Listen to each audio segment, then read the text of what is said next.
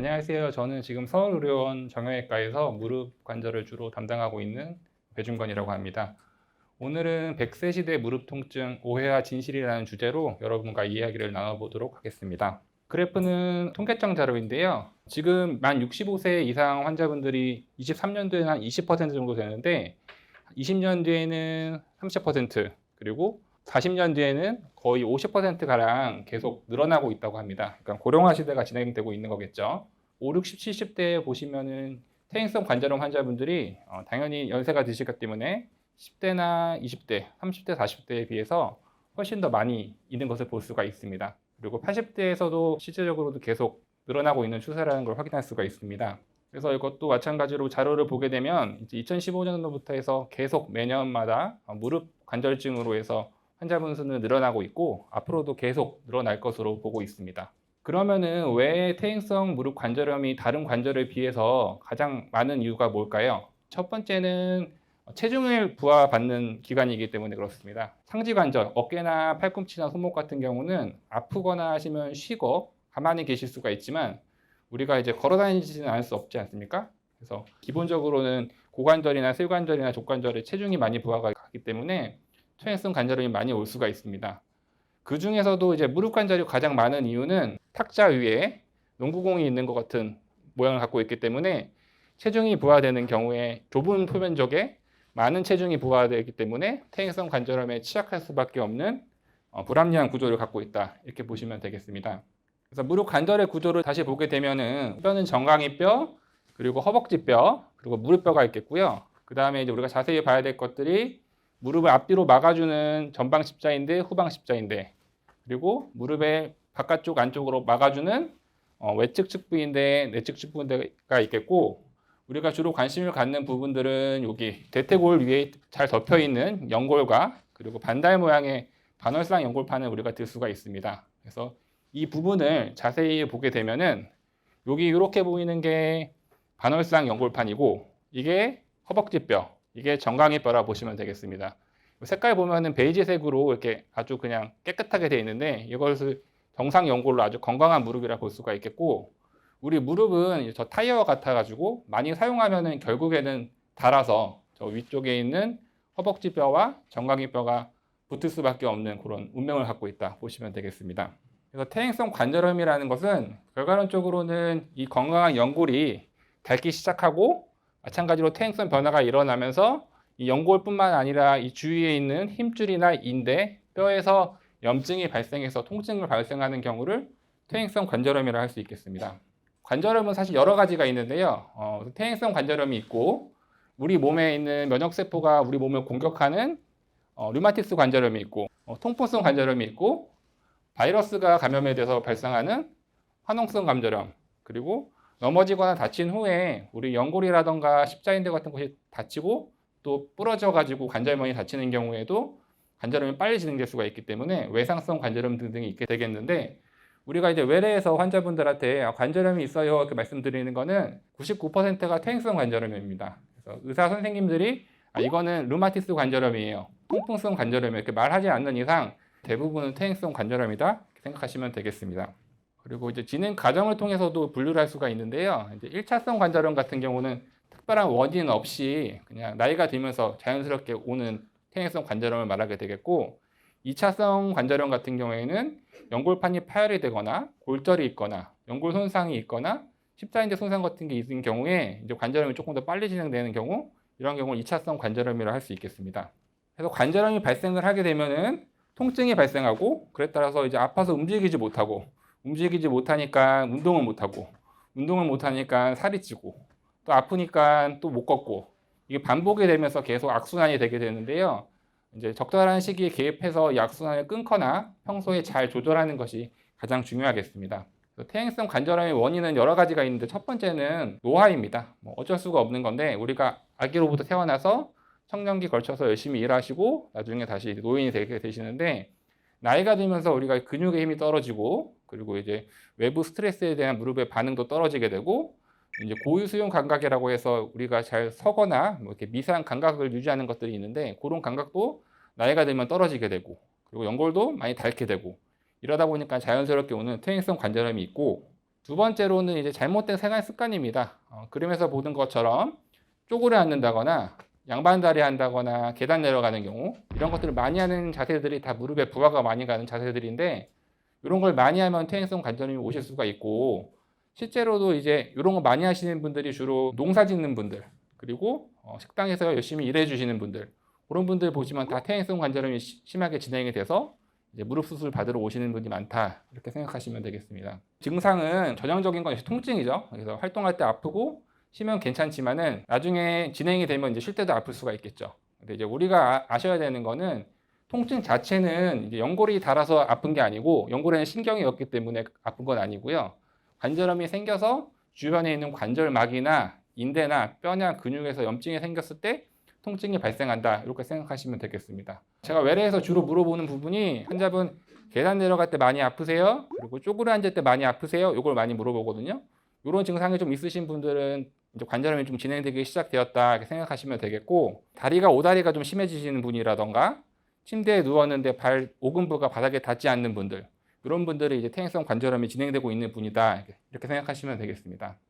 그리고 이제 두 번째 증상은 다리에 물이 차는 거죠. 우리 몸에서는 활액막이라는 데서 자연적으로 물을 만들게 됩니다. 어느 정도 다 차 있기 마련인데, 이제 연골이 손상이 되거나 어떤 염증 반응에 의해서 세포가 죽게 되면은 그 안에 이제 독성 물질이 가득해지기 때문에 이걸 희석하려고 물이 생긴다 생각하시면 조금 이해하기가 편하실 거예요. 눈에 먼지 들어가면은 눈물 나듯이 무릎 안에 안 좋은 것이 많이 쌓이면은 물이 생긴다, 이렇게 생각하시면 되겠고, 많이 물이 차게 되면은 우리 외래에서 뽑기도 하죠. 그래서 이제 주사기를 이용해서 뽑는 걸 많이 하게 되는데, 기본적으로 물이 차는 이유는 무릎이 안 좋기 때문에 차는 거기 때문에 뽑는다고 해서 다시 안 차는 건 아니고, 다시 또 찰 확률이 매우 높긴 합니다. 하지만 어쨌거나 많이 찼을 때 물을 제거해 주면은 통증이 줄어드는 장점이 있고, 이 무릎 안에 감염이라던가 아니면 넘어져 가지고 피가 차는 경우가 있기 때문에, 그런 것들을 감별하기 위해서라도 관절 천자는 선택적으로 필요할 때 사용하는 것은 도움이 매우 될 수가 있겠습니다. 그 다음 증상은 이제 다리 변형입니다. 대부분 퇴행성 관절염이 오는 경우에는 오다리가 많은데, 정상적인 다리 같은 경우는 이렇게 대퇴골두 중심이랑 발목 중심에 선을 그어가지고 이렇게 내려오는 축이, 우리가 서 있을 때 체중이 내려오는 축이라고 보시면 되겠습니다. 일자다리인 경우에는 이렇게 중앙에 떨어지게 되는데, 대부분의 퇴행성 관절염 환자분들은 다리가 오다리가 되기 때문에 똑같이 선을 꺼도 빨간 선이 중앙에서 안쪽으로 떨어지게 바뀌게 됩니다. 그리고 경우에 따라서 이제 한 10% 정도 미만은 이렇게 안짱다리인 분이 있으신데, 그런 분들은 이 빨간 선이 바깥쪽으로 떨어진다, 이렇게 보시면 되겠고, 이렇게 되게 되면은 체중이 계속 안쪽으로 실리다 보니까 연골이 닳게 되고, 연골이 닳게 되면은 다리가 더 오다리가 되고, 오다리가 되면은 빨간색 선이 더 안쪽으로 가게 되고, 이게 반복이 되면서 계속 관절염이 진행이 되는 거니까 적당한 시기에 치료가 필요할 수 있겠습니다. 진단은 일단 의사의 신체 검사가 중요하고요. 그 다음에는 이제 엑스레이 검사가 사실은 제일 유용합니다. 그래서 엑스레이 검사를 하게 돼서 우리가 주로 외래에서 뭐 관절염 1기다, 2기다, 3기다, 4기다 이렇게 말씀을 드리는데요. 기본적으로는 이제 무릎 엑스레이는 뼈랑 뼈를 찍는 검사니까 이 뼈랑 뼈 사이에 연골과 연골판이 있다는 것을 가정을 하고, 이 너비를 통해서 우리가 기본적으로 1, 2, 3, 4기를 나누게 되는데요. 이제 1기는 관절염이 의심이 되는 것 같네 하는 정도의 상태를 말하고, 2기는 이거보다는 조금 더 좁아졌죠. 좀 더 좁아지고 뼈에 골극이 좀 생기기 시작하는 단계를 2기라고 합니다. 그리고 3기는 더 관절염이 진행이 돼서 다을랑말랑하고 골극도 좀 더 심해지고, 그리고 경합성 소견이라고 해서 뼈가 조금 딱딱해지는 소견도 보이고, 4기는 붙은 단계, 이렇게 말씀할 수가 있겠고, 저는 이제 외래 주로 어떻게 설명을 드리면은 타이어가 다 닳아서 이제 타이어 없이 철체로만 돌아가는 상태를 4기라고 생각하시면 되겠습니다. 그리고 또 중요한 게, 기본적으로는 관절염이 진행이 됨에 따라서 우리가 통증이 심해지긴 하지만 항상 이 관절염 기수대로 통증이 심한 건 아닙니다. 그래서 뭐 3기이지만 4기처럼 아프신 분이 있고 4기이지만 3기 정도로 아프신 분이 있다는 것을 아는 게 중요하고, 그래도 기본적으로는 이 관절염 기수에 맞춰서 환자분들이 통증을 호소하게 됩니다. 그리고 이제 엑스레이를 촬영을 할 때는 서서 찍는 것이 되게 중요한데요. 이제 동네 병원에 가시면은 엑스레이를 누워서 촬영하게 되는데, 누워서 촬영하게 되면은 체중이 부하가 안 되기 때문에 관절면이 제대로 반영이 안 됩니다. 그래서 서서 찍는 병원, 뭐 종합병원이라던가 뭐 전문병원이라던가 이런 데 가면은 다 서서 찍을 거고요. 두 번째로는 이제 이렇게 구부려 가지고 뒤에서 엑스레이를 촬영하게 되면 후면부가 잘 보이게 됩니다. 이걸 또 촬영해 가지고 엑스레이를 보게 되면은 관절염 기수를 조금 더 잘 볼 수가 있습니다. 이 환자분 같은 경우는 이제 여기 오른쪽 무릎인데요. 오른쪽 무릎 같은 게 다 맞닿아서 4기였고, 여기 왼쪽 무릎은 다을랑말랑 3기였지만은 이제 구부려서 엑스레이 촬영했을 때 양쪽 다 4기인 것을 확인하고 필요한 처치를 할 수가 있게 되겠습니다. MRI 검사는 비싸고 정밀하지만 사실 꼭 필요한 검사는 아니고요. 특히 관절암 4기에 인공관절 수술 받으실 분들은 MRI를 촬영하실 필요는 없습니다. 하지만은 이제 환자분이 무릎 증상은 확실한데 엑스레이에서 멀쩡해 보이시는 분들, 그런 분들은 이제 경우에 따라서 이제 MRI 같은 검사를 하게 되는데요. 예를 들어서 이런 환자분들 같은 경우에는 뭐 크게 문제가 없어 보이는 환자분이었는데 신체 진찰이라든가 이런 거 했을 때 무릎 증상은 맞고 너무 엑스레이보다는 통증이 심하신 것 같아서 MRI를 권유해서 촬영을 했더니 생각보다 연골 상태도 좋지가 않고 연골판도 다 다른 모습을 확인할 수가 있었습니다. 그래서 MRI 같은 경우도 필요한 경우에 사용할 수가 있지만 기본적으로는 엑스레이 촬영 검사만으로도 충분히 퇴행성 관절염을 진단할 수가 있다. 이렇게 생각하시면 되겠고요. 그래서 엑스레이 검사가 항상 환자의 증상을 일치하는 건 아니고요. X선 소견은 매우 심하다, 뭐 4기다. 하지만 증상이 심하지 않는 경우에는 사실 무릎 관절염 같은 경우는 뭐 암이라던가 그런 것이 아니기 때문에 당장 수술이 급하지는 않습니다. 뭐 증상이 심하지만 X선 소견이 심하지 않는 경우, 이런 경우에는 진단부터 정확히 하는 게 좋겠고, 또 환자분들 중에서 통증이랑 수술 부위가 맞지 않는 부위가 있으세요. 그러니까 무릎을 아파하는 것 같은데 엑스레이가 멀쩡하다거나 무릎 증상이 아닌 경우도 있으세요. 이제 무릎이 아프다고 하시는데 자세히 얘기 들어보면은 허리가 안 좋으셔가지고 허리로 인한 뭐 방사통이라든가 협착증 증상인 경우도 있기 때문에 그런 것들에 대해서 의사 선생님과 충분히 상의를 해서 단순히 엑스레이 보고 수술을 결정하는 건 아니고요. 무릎 신체 진찰을 해보고 나서 결정을 하는 것이 가장 중요하겠습니다. 다음은 이제 우리가 좀 오해할 수 있는 부분입니다. 그래서 이제 이게 정상 연골과 연골판 모양이라고 하면은 이제 이게 어느 정도 연골이 많이 닳았죠. 그리고 여기 연골판도 많이 해졌고 여기도 이제 많이 닳아 있는 상태십니다. 우리가 이 치료를 어떻게 하면 이렇게 갈 수가 있을까요? 저는 이걸 항상 어떻게 설명을 드리면은 불로초를 구해오는 거랑 똑같다고 말씀을 드립니다. 우리 시황제가 천하를 호령해가지고 나는 이제 너무 세상이 행복하니까 죽고 싶지가 않은 거죠. 그래서 이제 불로초를 구해오라 해가지고 이제 그 많은 사람들이 다 불로초를 찾으러 갔지만 결국에는 죽잖아요. 마찬가지로 이렇게 노화된 무릎을 간단한 치료로 이렇게 정상 20대 같은 무릎을 바꿀 수는 없다는 걸 일단 우리가 받아들이는 게 중요합니다. 우선 치료의 진실 자체는 성별이나 나이, 활동 정도, 그리고 관절염의 진행 정도, 그리고 직업, 전신 상태 등을 고려해서 결정을 해야 되겠고요. 일단 손상된 연골은 원래 상태로 돌아갈 수가 없는 게 원칙이기 때문에 거기에 대해서는 인정을 하는 게 좋고, 통증을 줄이고 진행을 늦추고 편안하게 일상생활할 수 있는 방향을 찾는 게 중요하고, 우선은 비수술적 치료를 먼저 해보고 그러고 나서 많이 아프시거나 하시면 수술을 고려해 보는 게 좋겠습니다.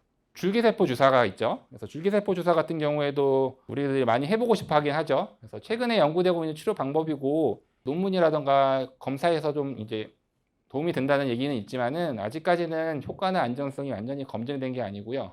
두 번째로는 너무 비쌉니다. 그리고 줄기세포 자체가 이제 연골을 좀 더 생성한다는 목적이 있는 건데, 우리가 아픈 원인이 단지 연골이 또 없기 때문에 아픈 게 아니고 연골도 없고 인대도 안 좋고 뼈도 안 좋고 관절막도 안 좋고 여러 가지가 복합적으로 안 좋은 상태이기 때문에 단순히 우리 연골이 없어서 줄기세포 주사를 맞겠다 하는 것은 좀 바람직하지 않고, 완치라고 표현하시는 의사 선생님이 있다면은 좀 합리적인 의심을 한번 해볼 필요가 있다 생각하시면 되겠습니다.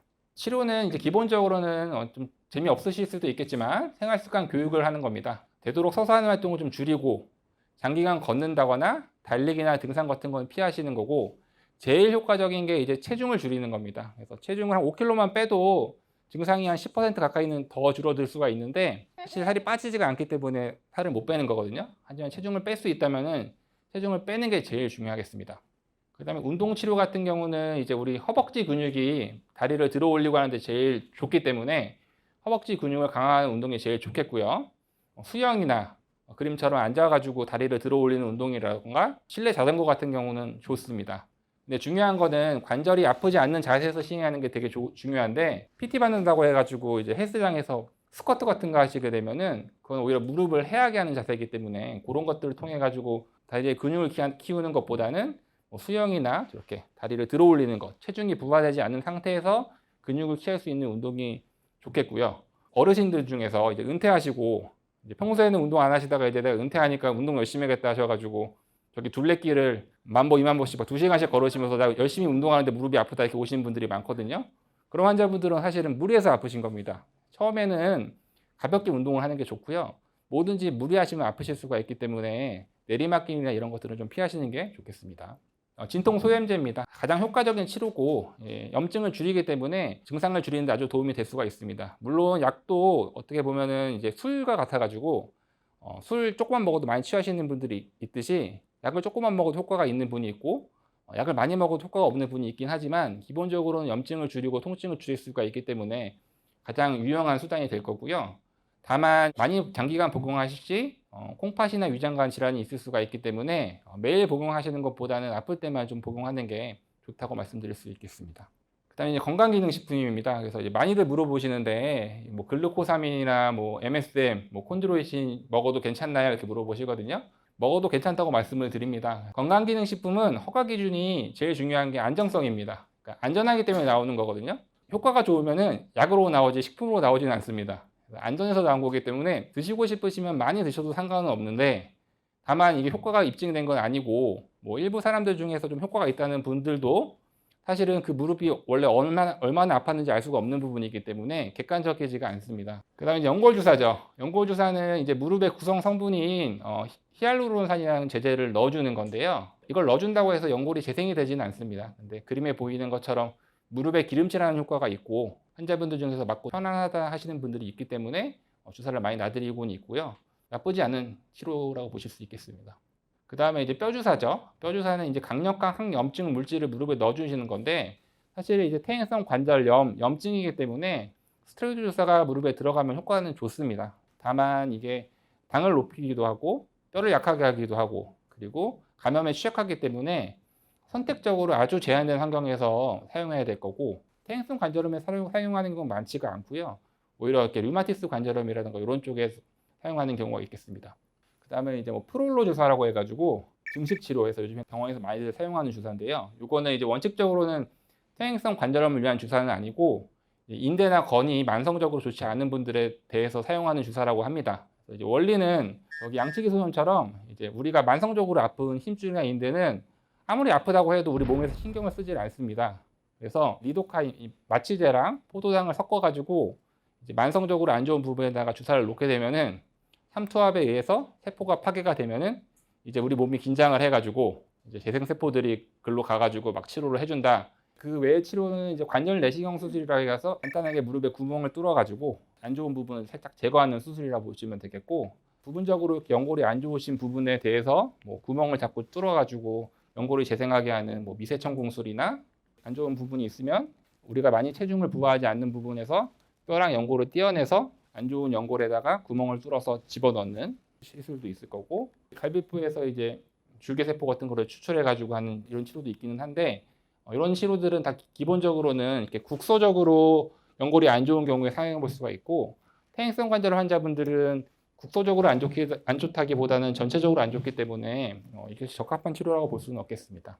그 다음으로는 이제 오다리 교정술이라고 할 수가 있겠는데요. 이제 오다리 교정술은 아까 말씀드렸듯이 다리 모양이 오다리이시고 무릎 안쪽이 안 좋으신 분들이 많이 하시는 검사인데요. 이게 보시면은 무릎에 연골도 많이 달았고 뼈에 멍도 좀 들었고 연골판도 바깥쪽에 비해서 안쪽이 많이 안 좋으신 분들에 한해서 나이가 좀 젊으셔가지고 이제 인공관절 수술하기엔 좀 아깝고 인공관절 수술을 좀 늦게 하거나 아니면은 안 하실 수 있으면 안 하시는 목적을 위해서 하는 수술이라 볼 수가 있겠고요.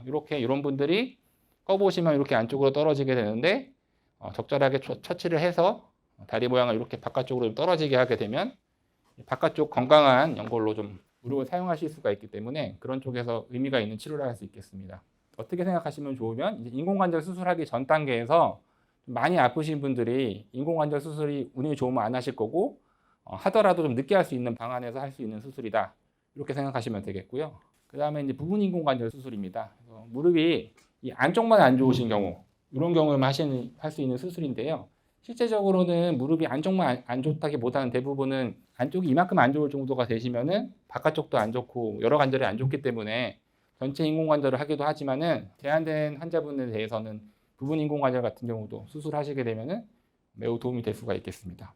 마지막으로는 인공관절 전체 수술인데요. 나이가 보통은 65세에서 80세 되시는 분들을 한해서 수술을 하게 되고요.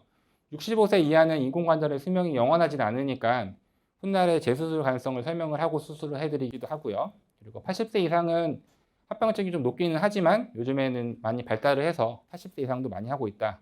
이렇게 생각하시면 되겠습니다. 정리할 거는요. 물론 수술 잘하는 사람 만나는 게 중요하긴 하지만 그것보다는 수술 성공 확률이 높은 환자를 잘 선택하고 설명하고 같이 고민해서 수술하실 수 있는 의사 선생님이 중요한 거고요. 수술을 하는 순간에는 우리 몸에 해를 가하는 거기 때문에 해를 가한 것만큼 더 얻을 것이 있는지를 충분히 생각을 해서 수술을 받는 게 중요하겠습니다.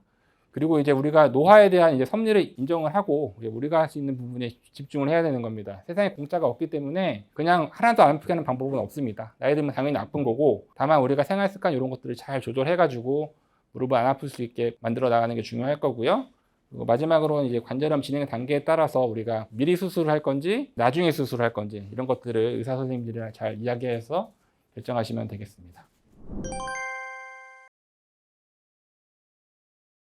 인공관절 수술이 사실은 안전한 수술은 아닙니다. 뼈를 깎고 피가 많이 나는 수술이기 때문에 양쪽으로 하게 되면 이제 2배로 위험해지는 겁니다. 그래서 매 맞는 김에 한 번에 맞는 게 좋으니까 이제 양쪽 다 해주세요 하시는 분들이 있는데 못 하진 않습니다. 근데 하다가 이게 사고가 나면은 이거는 어떻게 할 수 있는 부분이 아니기 때문에 저 같은 경우는 이제 한쪽 하시고 2주 뒤에 하시거나 아니면 뭐 3, 4개월 뒤에 하시는 걸 많이 권고해 드립니다. 불가능한 건 아니지만 좀 위험할 수 있다 이렇게 생각하시면 될 것 같고요. 통계적으로는 보통 한 15년 90%, 95% 사용한다 말씀을 드리는데요. 이거는 사실 어떻게 사용하냐에 따라 달려 있습니다. 무릎을 뭐 양반다리 많이 하시고 무릎 꿇고 쪼그려 앉고 이런 거 많이 하시는 분들은 10년도 못 쓰실 수도 있고, 내과적인 질병이 많으신 분들, 이런 분들은 감염에 취약하시기 때문에 수술 잘 해놨는데 뭐 3, 4년 뒤에 감염이 생기셔가지고 재수술하시는 분도 있을 수가 있고, 그렇기 때문에 수술하면은 거의 평생 쓸 수가 있는데 몸이 좀 안 좋으시거나 무리하게 사용하시게 되면 수명이 짧아질 수 있다 이렇게 이해하시면 좋을 것 같고요. 그래프를 보면 좋겠습니다. 그래서 우리가 무릎이 좋은 사람을 여기라고 하고 안 좋은 사람을 여기라고 하게 되면은 인구를 쫙 펼치게 되면 보통은 종 모양이 나오게 됩니다. 수술적 치료가 도움이 되시는 분들은 대개는 이 빨간 선 안쪽에 계시는 분들, 이런 분들은 수술하시게 되면 도움이 되겠지만은 이 정도 되시는 분들은 수술하시기보다는 약 먹고 무릎 상태를 잘 끌고 가시는 게 좋습니다. 수술을 좀 과하게 하는 병원에서는 이제 이런 상황에서도 수술을 권유하게 하는 경우도 있겠지만 웬만하시면은 이 정도가 되지가 않으신다면은 무릎을 잘 아껴 쓰시고, 무릎이 암이 아니기 때문에 그런 식으로 무릎을 끌고 가는 게 좋겠다 말씀드리겠습니다. 그렇지는 않습니다. 같은 사람인데 젊으신 분이 있고 늙으신 분이 있어요. 같은 사람이에요. 무릎이 하나도 안 아픈 저 30대 남자분이 인공관절 수술 받았어요. 그러면은 안 아프다고 할까요?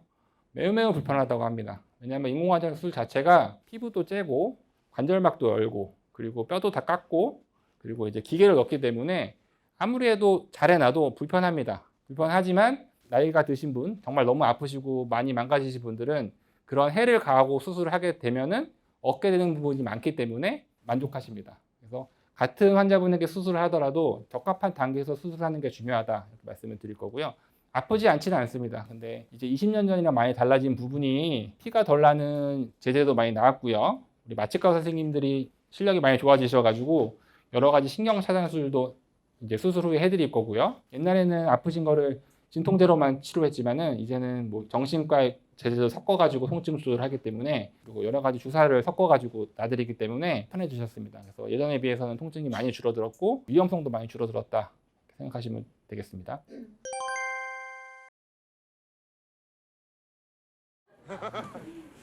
그렇지는 않고요. 뭐 도가니 뭐 무릎 연골 성분이 비슷한 게 있어서 먹으면 좋다 생각은 하지만 사실 골고루 영양 섭취하고 체중 관리하는 게 더 중요하다고 생각합니다. 계속 뽑을 필요는 없고요. 계속 물이 찬다는 거는 수술할 확률이 높다는 무릎이라고 보시면 되거든요. 처음에 많이 차시고 어쨌거나 물을 빼지 않으면은 이 한정된 공간 안에 물이 많이 차면 통증이 심하기 때문에 한두 차례 뽑아주고 약도 좀 주고, 절대 그렇게 물이 많이 차는 무릎이 엑스레이나 관절염이 없을 수는 없거든요. 그 정도 되시면 이제 무릎이 거의 수술할 단계가 된 거기 때문에 한두 차례 뽑아드리고 지내 보시다가 그러다가도 아프면 수술을 하거나 합니다.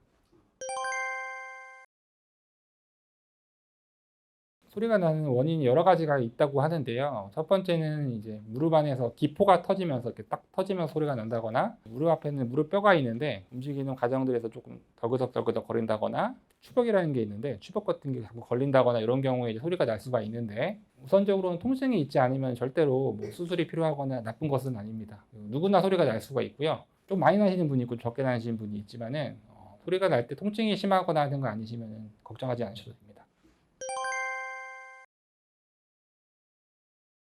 등산은 안 하는 게 좋고요. 평지는 괜찮은데 높은 게 올라갔다가 자갈 많은데 이렇게 내려오고 나시면은 무릎이 많이 불편하실 거고, 특히 남자분들이 제일 많습니다. 5, 60대에 갑자기 되게 무릎에 물 찼다고 오시는 분들 대부분은 갑자기 등산하시는 분들이거든요. 등산으로 우리가 운동하시는 것보다는 평지를 가볍게 걷는다거나 체중이 부하가 되지 않는 운동 하시는 게 낫고요. 등산은 피하시는 게 좋습니다. 등산이든 운동이든 꼭 해야 되는 사람들 있잖아요. 그렇죠. 신발 같은 거는 도움이 될 수 있는데 뭐 추천하는 뭐 신발 이런 거. 신발은 편안한 신발 신으시는 게 좋을 것 같고요. 다 부가적인 거기 때문에 이게 뭐 퇴행성 관절을 막는다는 아주 연구 결과가 있는 건 아니어서 굳이 뭐 이렇게 특별한 신발이 있진 않지만 당연히 구두 신는 것보다는 운동하시는 게 좋겠죠. 그 정도 생각으로 이해하시면 좋을 것 같습니다. 일단 뭐 등산은 안 하시는 게 좋고, 만으로 한 82세 정도까지는 하셔도 괜찮으신 것 같은데요. 확실한 거는 연세가 드신 분이 수술하시면은 회복이 조금 늦습니다. 걷는 거나 이런 건 문제가 없는데, 이제 인공관절 수술하시고 나면은 한 수술하고 3개월 정도 지나시면은 통증 100이시던 게 보통은 한 2, 30까지는 줄어드는 수술이고, 나머지 부분은 이제 체형이라든가 통증에 대한 민감도 여러 가지가 작용해서 그거는 제 능력보다는 이제 여러 가지 알 수 없는 원인이 있는 거지만 좋은 수술이기 때문에 그 정도 좋아진다 말씀을 드리거든요. 젊으신 분들, 한 70대 수술하신 분들은 3개월 뒤에 오시면 충분히 그 정도 올라오시는데, 80대 분들은 조금 재활이 늦기 때문에 3개월 뒤에도 조금 더 불편하신 분들이 있기는 하지만 못할 것은 없다. 그리고 수술하기 전보다는 많이 좋아진다. 그 무릎 지금 아프시잖아요. 그럼 보통 무릎 보호대를 많이 차시거든요. 네. 근데 그런 게그 차는데 좀 도움이 되나요? 통증을 감소하는 데 있어서는 착용하면 좋은데요. 오래 사용하시다 보면 이제 보호대에 의지하기 때문에 근력이 많이 빠져서 장기적으로는 좋지 않다. 뭐 일주일 정도 아프실 때 착용하는 건 괜찮지만은 그게 이제 만성화로 가게 되면 이제 근력이 빠지기 때문에 좋지 않다. 오래 차면 안 좋다고 말씀드린 거는 이제 교과서적인 얘기인 거고요. 사실 실제에서는 많이 아프시고 방법이 없으시면 차고 도움이 되시면 차야죠. 뭐 박수. 감사합니다.